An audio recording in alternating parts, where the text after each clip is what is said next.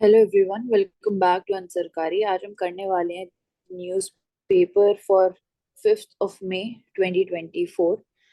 So the first one is regarding AI in the football and how the new tech can help the teams to take more effective corner kicks.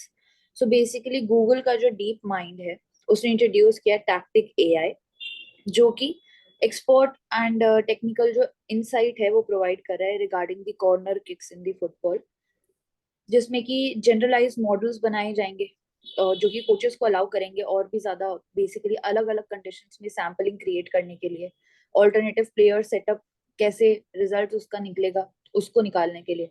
Working अगर देखें तो graphs का use किया जाएगा जो कि अलग अलग नोड्स डिपेक्ट करेंगे। हर एक नोड जो है वो एक प्लेयर को डिपेक्ट करेगा, उनका अलग अलग एज पे जब खड़े होंगे तो कैसे कौन सी ट्रेजेक्टरी पे बॉल जाएगी।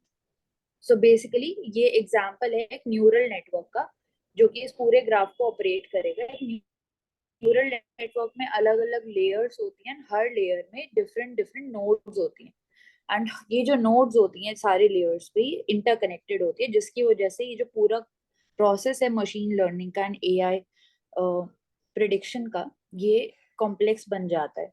एंड यहाँ पे डिपेंड करता है कि कितना हम डेटा ले रहे हैं, उसी के अकॉर्डिंग हमारी एफिशिएंसी डिसाइड होती है।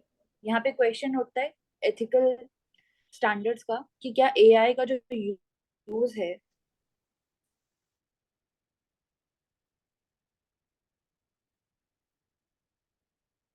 क्या वो एथिकल होगा in the longer run. Mansi, am I audible? हाँ बोलो। बीच में वॉइस चली गई थी। इसमें क्वेश्चन है कि जो आर्टिफिशियल इंटेलिजेंस का यूज़ है, क्या वो एथिकल है कि नहीं स्पोर्ट्स में, है ना? तो हाँ, वो हाँ ऐसे। जी। हाँ बोलो मानसी। मैं मैं यही बोल रही हूँ कि वो वेरी करता है। अब हम ये फॉर सर्टेन नहीं बोल सकते। जैसे एआई का हम एथिकल यूज के मेडिकल साइंसेज में भी बात करते हैं, डिजाइनर बेबीज की जब हम बात करते हैं, तो एथिकल एलिमेंट फॉर सर्टेन अब ये नहीं बोल सकते कि 100% एथिकल होगा, या फिर कुछ एलिमेंट ऑफ अनसर्टेनिटी इस चीज में रहेगी। इसलिए ये कंसर्न है कि इसका एथिकल यूसेज हम कैसे इंश्योर कर सकते हैं। तो अगेन उसके लिए रेगुलेटरी स्टैंडर्ड्स इंपॉर्टेंट है। हम बोलते हैं इंडिया में एक डेडिकेटेड लॉ होना चाहिए फॉर एआई। अब वो हर एक फील्ड में जब हम देख रहे हैं कि एआई की एप्लीकेशंस हैं, तो वो और इम्पोर्टेंट हो जाता है।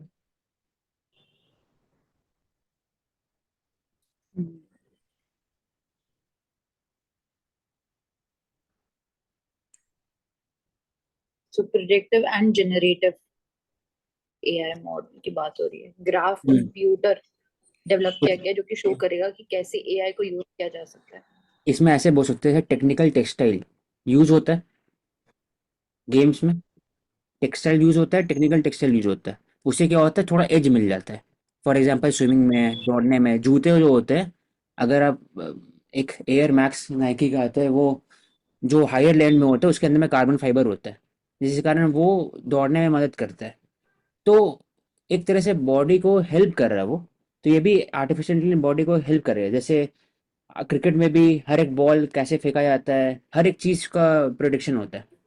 तो उसके हिसाब से ट्रेनिंग हो सकता है, लास्ट में तो खेलना तो प्लेयर को ही है, वो बोल सकते हैं इसमें। Okay. So next, how India's first voters got their ballot box. तो you can say that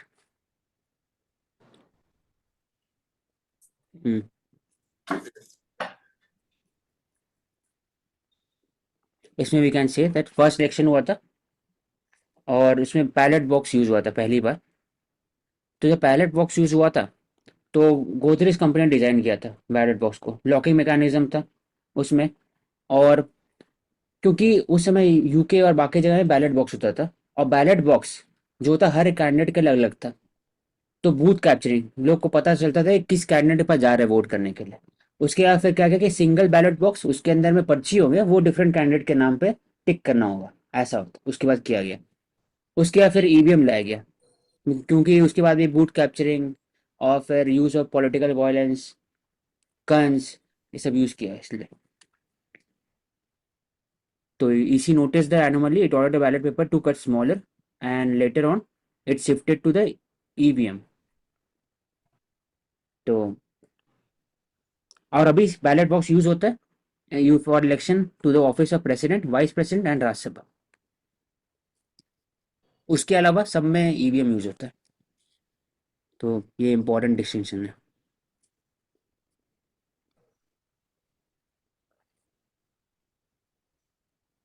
next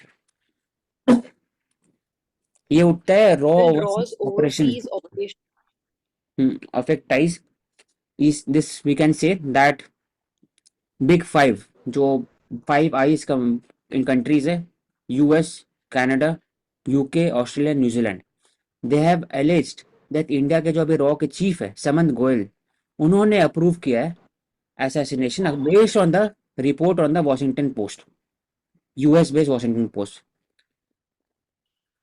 He has approved assassination operation alleged quote unquote, proof नहीं है, quote unquote alleged है। और for the Gurbansh Singh Pannun, he is a well known Khalistani activist. इनका role रहता है YouTube में जाकर भड़काऊ बयान देते हैं और ये बोले थे कि पार्लियामेंट में अटैक करेंगे, तो उसके बाद अगले दिन ही 2 दिन बाद ही अगले हफ्ते में अटैक हुआ था बाय द कैनिस्टर। तो इनको भैया फिर निज्जर वाले किलिंग में भी इनको इनको पर अलेज किया गया है। तो ओवरऑल न्यू दिल्ली ने क्या कहा कि it has already said that extra judicial killing are not government policy and called Washington Post article unwarranted and unsubstantiated। तो इसमें दो क्वेश्चन उठता है। पहला बात है डेवलप कंट्रीज का स्टैंड, हमेशा जब वो मारते हैं कासिम सुलेमानी को इन इराक, तो it also affects the national sovereignty and integrity of Iraq. लेकिन इराक उनके लिए कोई छोटा कंट्री है, उनके के लिए कुछ बिग कंट्री नहीं है, तो वो डुअलिटी है इन देयर स्टैंड्स। सेकंड, जब इसराइल मारते हैं रिसेंटली जो कुछ फोर्स के हेड थे उनका असैसिनेशन किए थे, उसमें भी यूएस का स्टैंड डिफरेंट रहता है।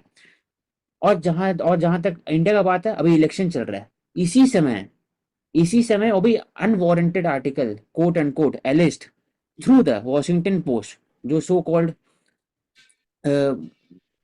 डिफरेंट लिबरल मीडिया है, उसमें क्वेश्चन उठता है कि इंडिया का समंत गोल है। तो ऐसा एक स्पेकुलेशन है कि एनएसए जो अभी हैं Ajit Doval sir, he is going to retire in the next term और उनको रिप्लेस करेंगे समंत गोयल जी, रॉ के जो चीफ है। That is why they are creating a pressure against him. और सेकंड बोल सकते हैं कि इंडिया का स्टैंड है कि गवर्नमेंट पॉलिसी नहीं है एक्स्ट्रा जुडिशियल किलिंग, और इंडिया हमेशा कोर्ट के प्रोसीजर के थ्रू करते हैं, चाहे वो मेहुल चौकसी का बात हो, चाहे वो एयर इंडिया के जो एक तविंदर सिंह पारमर, रिपीटली इंडिया ने कनाडा को बोला था कि आप based on the court procedure, he was guilty, he was convicted of the bombing of the Kanishka 1985, one of the worst terror incident which had killed both the Canadian citizen and Indian citizen. In spite of that, Canada government authorities were protecting him। अब वो Indian government को help नहीं कर रहे थे with regarding to the investigation. लेकिन पारमर वापस India में जब आए थे तो उसको मार दिया गया पहले पंजाब पुलिस इनकाउंटर में। उसके बाद से जो कनाडा के साथ से रिलेशनशिप इंडिया का इसमें दिया हुआ कि थॉ है, 1973 से कोई भी इंडियन प्राइम मिनिस्टर विजिट नहीं किया Canada. First time our prime minister visited in 2015 Ottawa में। क्योंकि क्योंकि जो खालिस्तानी इशू है, they always support the Khalistani issue। Khalistani issue is not regarding the ethnic issue, it is more of a secessionist issue कि they are calling for the destruction of the Indian state and the community, or they constantly harass the Indian diaspora and the Canada। They attack the moderate Sikh who are residing in the Gurudwara। तो एक issue रहता है। India always raises such kind of concern with Canadian authorities but do not adhere it. तो एक बोल सकते हैं। दूसरा कि इंडियन कोर्ट उनके पास एक्स्ट्रा टेरिटोरियल डायरेक्शन भी देते हैं, फॉर एग्जांपल हाई कोर्ट के पास रहता है। लेकिन तब भी जो कैनेडियन गवर्नमेंट है और बाकी स्पेशली कनाडा, बाकी तो यूएस और यूके थोड़ा इंडिया का बात मान भी लेते हैं with regarding to the India's sovereignty या इंटीग्रिटी इशू, लेकिन कनाडा नहीं मानते। तो ओवरऑल ये कंसर्न क्या उठता है? कंसर्न उठता है कि बिग फाइव, जो five eyes, how they are coordinating with each other regarding the intelligence sharing and operation. और एक जगह से एलेज होता है तो दूसरे जगह से एलेज होता है, सेम टाइम पीरियड ओवर, और इवन ड्यूरिंग द इलेक्शन 2024 इसके बीच में। That is तो why सब we can say, that is अब why we can say alleged है। that, can you hear me? हाँ sir. That is why we can say that as far as intelligence is concerned, in context of political science and international relations, intelligence sharing may be done with friends, but at the end of the day, the more powerful you become, the more capable you become, the more confident you become as a nation, then you will have the power to spy upon others. Each country spy upon other country. So India has not done something wrong. This had been done by US, UK, सब powerful countries इसको करते हैं, China करता है, सब करते हैं. तो पहली But the बात question is कि ये now India, एलेज है ना सर। question is now, पहली बात जी क्या किया कि नहीं किया, क्या क्या कह रहे हैं? किया है कि नहीं किया तो प्रूफ ही नहीं है ना। नहीं नहीं, मैं उसकी बात नहीं कर रहा हूँ. मैं बात कर रहा हूँ कि उनका जो क्वेश्चन कर रहे हैं, वो जो हाई हैंडेडनेस है, जो वेस्टर्न पावर्स जो हमें सिखा रहे हैं, वो सिखाया जब तक जाता है जब तक आप कमजोर हो. कि India is getting more assertive, India is getting more powerful. तो ऑलवेज रिमेंबर कि स्पाइंग तो होगी होगी और होना भी चाहिए. और ये बाकी जो रॉ, जैसे the article says will rows overseas operation affect eyes, तो आर्टिकल का जो हेडिंग है वही गलत है. बेसिकली जो आर्टिकल है वो, आपको क्या मालूम कि research and analysis wing actually उसके ओवरसीज ऑपरेशंस कैसे ऑपरेट करते हैं, ये कैसे पता है? They operate in national interest. First of all, national interest is supreme, so nothing is going to impact and affect ties. It is a kind of a geopolitical tussle, or you can say अपने आप को assertive करने की बात है. Canada is having its own stakeholders, having its own ideas. India को अपने तरीके से करना, तो ठीक है. ऐसा हुआ है, जो हुआ मतलब कि जो ओपन हो गया, ये बात है. ओपन नहीं होना चाहिए. मतलब इंडिया को अगर कुछ करना भी है तो मोर सोफिस्टिकेटेड जो बाकी जैसे कंट्रीज करते हैं. यानी कि इजराइल डेमास्कस में जाके कॉन्सुलेट को बॉम्बिंग कर सकता है, दैट इज लेजिटिमेट. यूएस जो है काबुल में कर सकता है, या यूएस पाकिस्तान में कर सकता है, या देयर आर न्यूमरस एग्जांपल्स. या फिर जो सीआईए के ऑपरेशंस थे, वंस इट वाज ओपन कि सीआईए जो है पूरे यूरोप को सर्वेलेंस में रखता है, जो चाहता है वो करता है, उसके सब जगह वहां पर हनी कॉम्बिंग होता है. Then Europe was not surprised because it is part of the business. Even with your friends, you have to spy upon them, basically. So, five eyes हैं, सब कुछ ठीक है. India must continue its own course. Yes, as far as they are alleging, they must bring the right evidences in a legitimate way. Otherwise, it's part of the process. It is, we have to push back. We have to keep on moving. आपको simple इस fundamental base पे ही, बाकी बाकी सारी तो कहानियां हैं, कहाँ आया, कौन पकड़ा गया, it that doesn't matter at all, as long as it is not proved in a way which is required of international governance system. चलिए आगे. जैसे एक और वर्ड मैं यहाँ बोलना चाहूंगा, asymmetrical power. That is why India is trying to break the asymmetrical power setup, because India was believed to be not a country which will be taking which will be asserting itself. China ने ऐसा किया है, China हमेशा करता है, अभी भी कर रहा है. देयर हुआई के बैन होने के बावजूद भी there is funding done by these tech giants. US के अंदर थिंक टैंक को शैडो फेस करके वो करोड़ों अरबों रुपया फंडिंग, डॉलर्स फंडिंग कर रहा है. Why? So that world over scientist, researchers and creative minds वो नए नए सॉल्यूशंस लेके आए जा सके. So everything is part of the intelligence, everything is part of the national interest. अगर इंडिया ने अपने इंटरेस्ट को प्रोटेक्ट करने के लिए कुछ किया भी, that is India's description, and आपको उसी एंगल से देखना है. विदाउट एविडेंस, एविडेंस है भी, पहले आप प्रूव करो. एविडेंस नहीं है, एविडेंस आ ही नहीं पाएगा ऐसे, क्योंकि ऐसे नहीं होता है. We are also having a great system, we are emerging, and we तो इसीलिए जो आर्टिकल का टाइटल है कि will rose affect eyes, the title itself is distorted. It is not showing the correct picture. Thank you. Yeah, सब depend करता है ना कौन लिखा है टाइटल। हमें यूपीएससी के एक पर्सपेक्टिव से देखना है, आप भी लिखेंगे या मैं भी लिखता हूँ, दैट डजंट मैटर। मैं नीचे तो when can So the president next is rule B imposed, यहाँ पर लेफ्ट वाले में तो president rule can be imposed, तो हर स्टेट के लिए डिफरेंट है, 356 365 है, लेकिन दिल्ली के लिए 239 AB ऑफ इंडियन कॉन्स्टिट्यूशन। बस। next, why is Boeing crewed space test of significance? तो यहाँ पे जो की हाईलाइट है, it is about the Atlas V rocket that will be heading to the ISS, that is International Space Station, जो कि US operate करता है।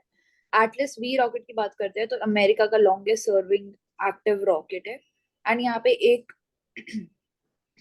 एक कीवर्ड है, that is Boeing star liner.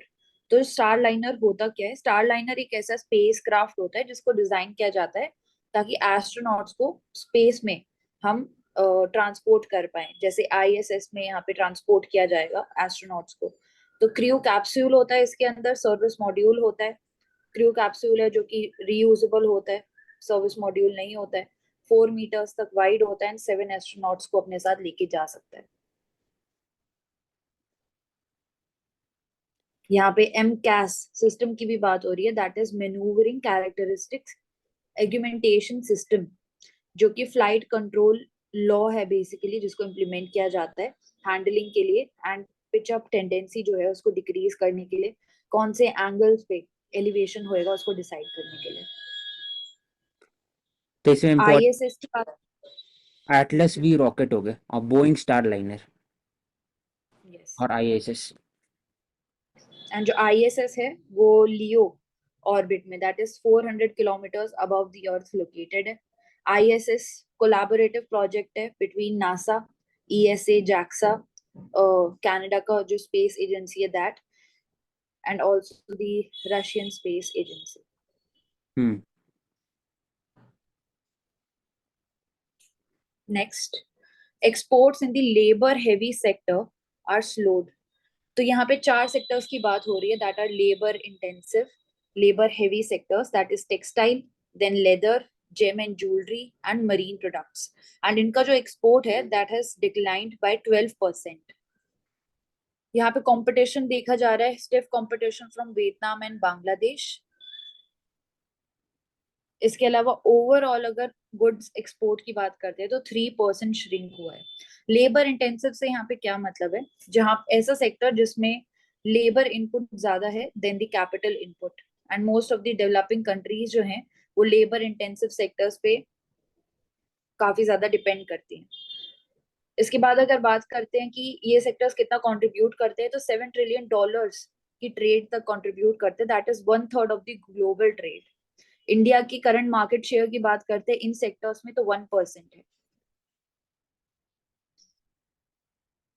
यहाँ पे इंपॉर्टेंट हो जाता है FIEO, that is federation of Indian export organisation, and GT and also GTRI, that is global trade and research initiative, जो कि बताता है कि जो एक्सपोर्ट है इसमें चाइना, गारमेंट्स के एक्सपोर्ट की अगर स्पेसिफिकली बात करते हैं तो China is the leading one and it is followed by EU, then Vietnam, Bangladesh and 5th number पे इंडिया आता है। तो FIEO का बात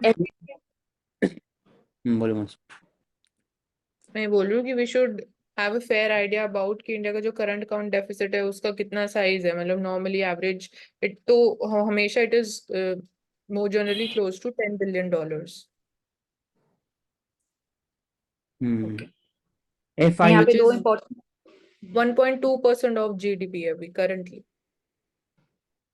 1.2%।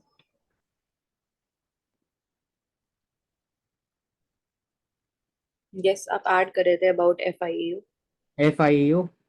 Trade promotion organisation setup by ministry of commerce के अंदर में आता है। From 1965 they are assisting Indian entrepreneur export and foreign trade, हर एक फील्ड में क्लैरिफिकेशन एसेस करने के लिए कौन कौन से कंट्री है जहाँ पर इंपोर्ट एक्सपोर्ट को एक्सपोर्ट कैसे बढ़ा सके, इंपोर्ट कैसे कम कर सके। Academia, industry, understanding of human resources, awareness, seminar, workshop सब इंस्टॉल करते हैं। तो एफ एफ And यहाँ पे दो मिनिस्ट्री ऑफ कॉमर्स। ठीक। और यहाँ पे दो स्टेप्स की बात की जा रही है जो कि इंडियन गवर्नमेंट इम्प्लीमेंट कर रही है। First of all is Mitra, that is mega investment textile parks, जहां से कॉम्पिटिटिव एज को बढ़ाया जाएगा, इन्वेस्टमेंट को इंक्रीज करने के लिए इसको लॉन्च किया गया था इन 2021। इसके अलावा RoDTEP, that is remission of duties and taxes on the exported products, जिसमें कि इसको एक्सटेंड करके 18 आइटम्स को इंक्लूड किया गया था to support the textile sector. Gems and jewellery exports की बात करते हैं तो बेसिकली डिमांड भी डिक्लाइन हुई है लार्ज इकोनॉमीज की तरफ से, एंड ऑल्सो रफ डायमंड्स के ऊपर जो बैन लगाया गया है on the imports of the rough diamonds, उसकी वजह से डायरेक्टली ये सेक्टर्स इम्पैक्ट हुए हैं। इंडिया एंड यूएई की एफटीए भी साइन किया था इन दी 2022, जिसमें कि इंडिया का जो जेम्स एंड ज्वेलरी का एक्सपोर्ट है वो 40% बढ़ा था with the UAE. And crude and petroleum के केसेस में हमने देखा था कि नेदरलैंड्स जो है वो भी एक न्यू डेस्टिनेशन इमर्ज हुआ है। Next is regarding the Yamuna river. पहले तो यहाँ पे प्रॉब्लम्स जो दिखाई जा रही हैं that is swallowing of the river. इसके अलावा जो कंटामिनेशन प्रेजेंट है रिवर के वाटर के अंदर, यहाँ पे बताया जा रहा है कि स्कीम्स इम्प्लीमेंट की गई थी जैसे अमृत, जिसमें 1670 करोड़ लगाए गए थे to develop the Yamuna riverfront sewage treatment plants को बढ़ाने के लिए, वाटर बॉडीज को साफ करने के लिए। बट उसके बाद भी जो हमारा गवर्नमेंट स्कीम्स का आउटरीच है वो उतना नहीं बढ़ पा रहा है। और अनप्लान्ड अर्बनाइजेशन का एग्जाम्पल हम यहाँ पे देख सकते हैं यमुना फ्लड प्लेन्स में, जिसको ओ जोन डिक्लेयर किया था अब एनजीटी ने, that is national green tribunal. उसके बाद भी यहाँ पे जो अनप्लान्ड अर्बनाइजेशन है वो बढ़ा है, एंड जो कंस्ट्रक्शन है घरों की वो कंटिन्यू हुई। इसके अलावा रिवर्स की वाटर शेयरिंग एग्रीमेंट, उनमें जो जो प्रॉब्लम्स आती हैं डिफरेंट डिफरेंट स्टेट में, जैसे हरियाणा एंड दिल्ली के बीच में हम यमुना को लेके देखते हैं, उत्तर प्रदेश, हरियाणा, राजस्थान एंड हिमाचल प्रदेश, जिसमें 1994 में वाटर शेयरिंग एग्रीमेंट हुआ था रिगार्डिंग द यमुना रिवर।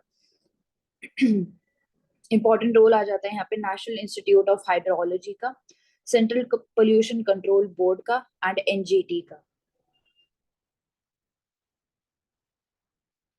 तो यहाँ पे हम देख रहे हैं कि हम स्कीम्स तो इम्प्लीमेंट कर रहे हैं एंड हम जो मनी है वो भी एलोकेट कर रहे हैं for the sewage treatment plants बढ़ाने के लिए, वाटर बॉडीज को क्लीन करने के लिए, बट जो गवर्नमेंट स्कीम्स का आउटरीच है वो तभी ग्राउंड लेवल पे नहीं बढ़ पा रहा है।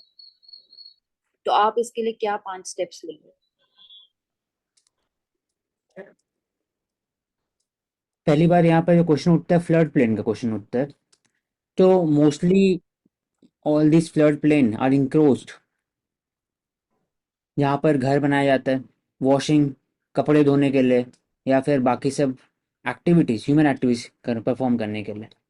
तो ऑलरेडी एनजीटी ने डायरेक्शन दिया था कि वहाँ पर कंस्ट्रक्शन अलाउड नहीं है, लेकिन तब भी इंक्रोचमेंट है। तो ऐसा कर सकते हैं, वो जो कॉलोनीज को आप ट्रांसफर करके रेगुलेटेड कॉलोनीज पीएम उदय के अंदर में कोई एक बिल्डिंग में ट्रांसलोकेट कर सकते हैं। और वो यमुना फ्लड प्लेन है, वहाँ पे जैसे साबरमती आश्रम और साबरमती रिवर को, उस रिवर को जैसे डेवलप किया गया था ऑफ द बैंक्स, वैसे ही इसमें भी इम्प्लीमेंट कर सकते हैं with the role of the private sector और लोकल बॉडीज, ताकि एसटीपी बैठाएं, पार्क जनरेट कर सकते हैं, एफॉरेस्टेशन हो गया तो टूरिज्म भी होगा, पैसे ही जनरेट हो सकता है। उसके अलावा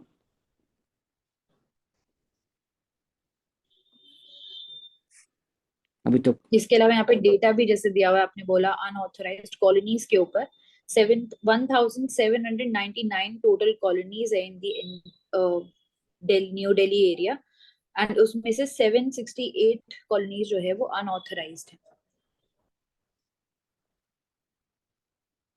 इसके अलावा अगर वाटर की बात करते हैं तो वाटर क्वालिटी स्टैंडर्ड्स मीट करने के लिए outdoor bathing for the dissolve oxygen DO, biochemical oxygen demand, COD, chemical oxygen demand, and fecal coliform. ये सारे पैरामीटर्स है जो हमें बताते हैं कि कितना कंटामिनेशन हमारे वाटर में है, कितना ऑक्सीजन डिमांड जो है ऑर्गेनिजम्स ऑर्गेनिक मैटर को डिकम्पोज करने के लिए चाहिए होता है. Can we say कि natural lakes and reservoirs contain more than 70% of the Earth's fresh water? False. नहीं, true है. Natural lakes or reservoirs contain 87% of the Earth's fresh water. Earth's fresh water natural lake and reservoir 70 हाँ, पूरा global level पे बात हो रही है. हाँ, natural और lake and rivers contains 87% of the earth fresh water. Glacier पे रिवर्स नहीं, नेचुरल लेक्स एंड रिजर्वॉयर्स. हाँ, रिजर्व मतलब पॉन्ड हो गया, बाकी सब जो नेचुरल भी हो सकता है, ह्यूमन मेड भी हो सकता है, रिजर्व. हाँ, डैम, रिजर्वॉयर सारे. 87% ऑफ अर्थ फ्रेश वाटर, पूरे फ्रेश वाटर में 87% है. तो ग्लेशियर और फिर अंटार्कटिक आर्टिक फिर कहाँ गया उसका? This is a global study. कुछ और लिखा होगा उसमें, सरफेस वाटर का होगा उसमें. 87 ऑफ द सरफेस वाटर का ऐसा कुछ. नहीं एग्जैक्ट यही लिखा है. ओके, हम चेक करेंगे. ये गलत होना चाहिए क्योंकि 3% ही ओवरऑल है जो सरफेस वाटर, और उसमें सरफेस वाटर उसमें जो apart from glacier Antarctic Arctic है, उसके अलावा जो सबसे ज़्यादा है वहाँ पर ग्राउंड वाटर में, उसके बाद फिर सरफेस वाटर में होता है लेक्स रिवर्स, और उसके बाद टोटल फिर का जो अर्थ का वाटर मतलब फ्रेश वाटर की बात करते हैं तो वो 3% है. जितना भी वाटर है उसमें से सिर्फ 3% फ्रेश वाटर है. उसके अंदर में सबसे ज़्यादा फ्रेश वाटर कहाँ पे है? तो ग्लेशियर में होना चाहिए, अंटार्कटिक आर्टिक में. उसके बाद होना चाहिए ग्राउंड वाटर में, उसके बाद होना चाहिए सरफेस वाटर जो लेक्स रिवर्स, और उसके बाद फिर नहीं, उसके ग्राउंड वाटर के बाद होना चाहिए एटमोसफियर में, उसके बाद होना चाहिए लेक्स रिवर में. ऐसी था लिस्ट.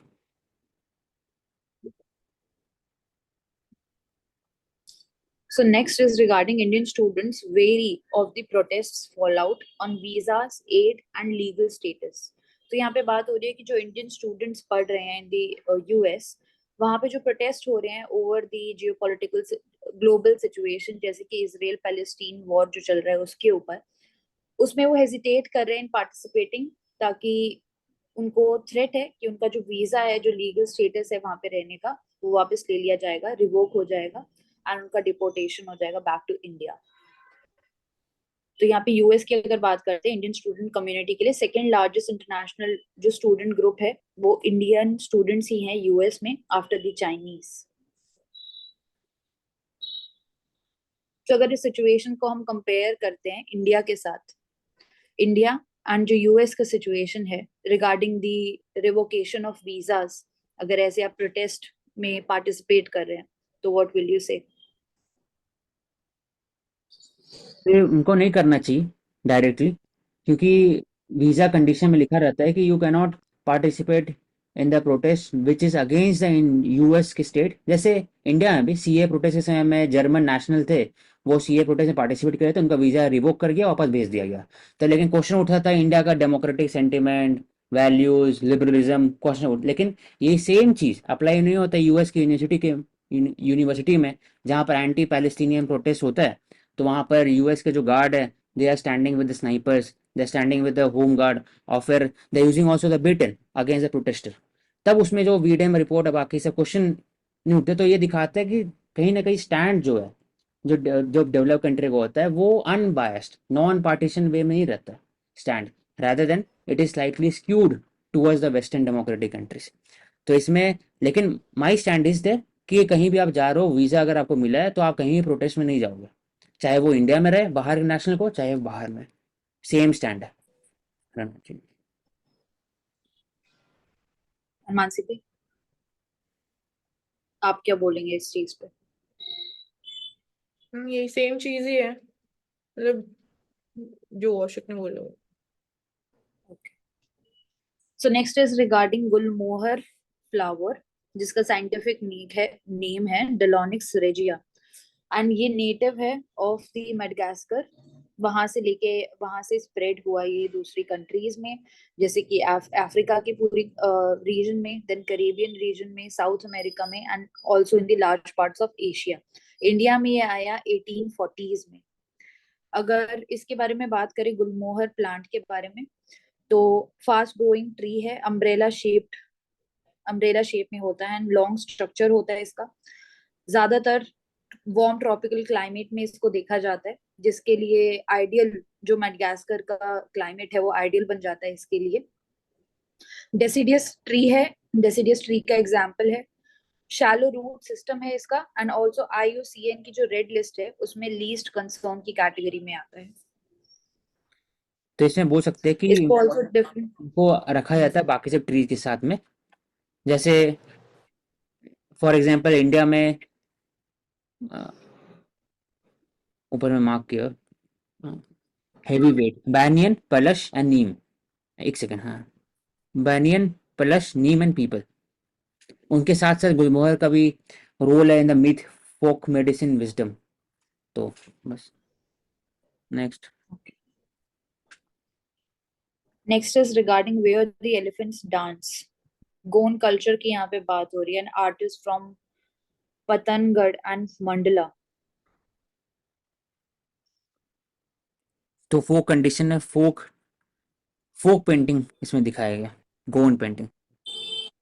तो इसका कलर्स डिफरेंट होगा, नेचुरल कलर यूज होगा, इसमें जो रियलिज्म है वो कम होगा। It will depict more and more of a local element and tradition. Acrylic and generic birth of the new school of painting, Jangarh कलम, गोंड कलम इसको बोलते हैं। एंड इसके साथ ये इवॉल्व भी हुआ है, जैसे फोटो में देख सकते हैं, मॉडर्न इश्यूज को डिपिक्ट कर रहा है। तो क्या दिखाएंगे इसमें? फोक लोर दिखाएंगे, oral tradition, nature is secret forest, तो उन्हीं के हिसाब से दिखाएंगे। तो यहाँ पर फोटो में दिया हुआ है कि एलिफेंट और बाकी सब, तो एलिफेंट की स्टोन स्पीसीज और बाकी फिर जो स्पीसीज है they are basically dependent on each other for maintaining the biodiversity. तो nature based art. So next is sentiment. बोलो। सेंटिमेंटलिटी मतलब कि हमेशा जब भी कोई फेमस पर्सनालिटी को देखते हैं, it is mostly related to the general trend. Dalai Lama हमेशा दिखेंगे मेडिटेटिव पोज में, इंदिरा गांधी स्पीच देते हुए दिखी। लेकिन अगर वही चीज अनकन्वेंशनल वर्क करते हुए दिखी, तो कम से कम लोग से कनेक्ट कर पाएंगे, जनता से कनेक्ट कर पाएंगे, और लगे कि वो भी इंसान है, वो भी, उनका भी नीड्स नॉर्मल है, वो भी घर में काम करते हैं। तो वही एक एग्जाम्पल है कि ये जो फोटोज है इट इज अनकन्वेंशनल, जो बाकी पर्सनालिटीज के नहीं आते हैं मेन कैमरा में। बोलो। By the photographer Raghu Rai, जिनका स्टैंड था कि जो फोटो जर्नलिज्म है, it is the first evidence of that history has been lived. Responsible journalism का भी एग्जाम्पल हो जाता है। देन आता है फ्लड्स लैंड स्लिप्स। तो लैंड स्लिप और लैंड स्लाइड में क्या डिफरेंस होता है? तो जो लैंड स्लिप होता है वो बहुत ज्यादा सडन होता है, अब्रप्टली जो मैटर है वो नीचे आ जाता है, जो डेब्रिस है वो नीचे आ जाता है। जो लैंड स्लाइड है वो कंपैरेटिवली स्लोअर मूवमेंट होता है, ग्रेजुअली होता है। तो land slip and land slide. Sudden होगा, लैंडस्लाइड सडन होगा, हाँ, लैंडस्लाइड सडन होना चाहिए। लैंडस्लाइड होगा फिर स्लिप होगा। तो ऐसे वो स्लिप ओके। जीरो होता मतलब स्लोली होता, लैंडस्लाइड सडन। तो जो स्लिप होता है वो ग्रेजुअली होता है, जो लैंड स्लाइड होता है वो सडन मूवमेंट होता है। We can say कि landslip leads to landslides. Slow movement, land slippage slow movement है उसको, फिर landslide sudden. Okay. Next article में बात हो रही है लेप्रोसी के बारे में। पहले देखा जाता था कि सिर्फ ह्यूमंस जो हैं, सोचा जाता कि जो ह्यूमंस हैं वही सिर्फ नेचुरल होस्ट होते हैं लेप्रोसी के। बट अभी देखा गया है कि रेड स्क्विरल्स में भी ये स्प्रेड हुआ है। तो लेप्रोसी की अगर बात करते हैं तो ये पेरिफेरल नर्व जो होती है हमारे नर्वस सिस्टम में, उसको सीधा इम्पैक्ट करती हैं। ऐसी नर्व जो कि ब्रेन के बाहर और जो स्पाइनल कॉर्ड है उसके बाहर प्रेजेंट होती हैं, उनको पेरिफेरल नर्व्स बोलते हैं। काफी टाइम लगता है इसके सिम्टम्स को भी दिखने में, 3 से 5 साल लग जाते हैं इसके सिम्टम्स को अपीयर होने में, जब हम बैक्टीरिया के डायरेक्ट कांटेक्ट में आए थे। एंड इसका जो बैक्टीरिया है वो भी बहुत स्लोली मल्टीप्लाई करता है। सो हम देख सकते हैं कि कैसे रेड स्क्विरल्स में भी देखा जा रहा है। तो क्वेश्चन उठता है इसमें कि एनिमल टू ह्यूमन इसका ट्रांसमिशन हो सकता है कि नहीं हो सकता है, या फिर आगे जाके ये कैसे और भी ज्यादा म्यूटेट करेगा एंड कैसे कैसे और भी ज्यादा मल्टीप्लाई होगा। जूनोटिक इन्फेक्शन का खतरा इसमें बढ़ सकता है, एपिडेमिक ऑफ लेप्रोसी का खतरा बढ़ सकता है आगे जाके। तो leprosy is a नेक्स्ट। और it affects the neural microbacterium leprae, bacteria से होता है, affects skin, peripheral nerves, mucosal surface, all ranges, early childhood to old age, transmitted through droplet, nose and mouth, इसी कारण होता है। ट्रीटमेंट ओवरऑल अभी curable भी है, लॉन्ग टर्म लगता है ट्रीटमेंट होने में। उसमें ड्रग्स है, डैप्सोन, रिफामिसिन, अक्लोफेजमाइन, मल्टी ड्रग ट्रीटमेंट है। और एनटीडी के अंदर में नेग्लेक्टेड ट्रॉपिकल डिजीज के अंदर में आता है। नेग्लेक्टेड ट्रॉपिकल मतलब कि ऐसा डिजीज ट्रॉपिकल कंट्रीज के अंदर में जो पब्लिक पॉलिसी में नेग्लेक्टेड है, मुझे ज़्यादा फोकस नहीं किया रहा है, हमेशा फोकस किया जाता है बड़े डिजीज पर। तो इंडिया में 1 in 10,000 पॉपुलेशन पर है, एंडेमिक है सेवरल स्टेट्स में। तो इंडिया में national strategic plan for leprosy 2027 तक जीरो एलिमिनेशन का, जीरो कर देना है लेप्रोसी केसेस को। जैसे ट्यूबरकुलोसिस, एड्स, मलेरिया है, वैसी इसको भी। एंड रेड स्क्विरल्स के अलावा चिंपैंजीज में भी देखा गया है। So World Leprosy Day it is celebrated on last Sunday of January, and India it is observed on 30th of January every year, which coincides with the death anniversary of Mahatma Gandhi ji also. So this year the theme was Beat Leprosy, and it's again jo eradicate the stigma which is associated with leprosy and promote dignity of the people who've been affected by this disease. So can it affect the spinal cord also? हाँ, हो सकता है। हाँ होता है, spinal cord में भी spread हो जाता है, एंड हैंसन्स डिजीज भी हम इसको बोलते हैं। हाँ जी। नेक्स्ट लिंक में कर लेंगे। Next is okay.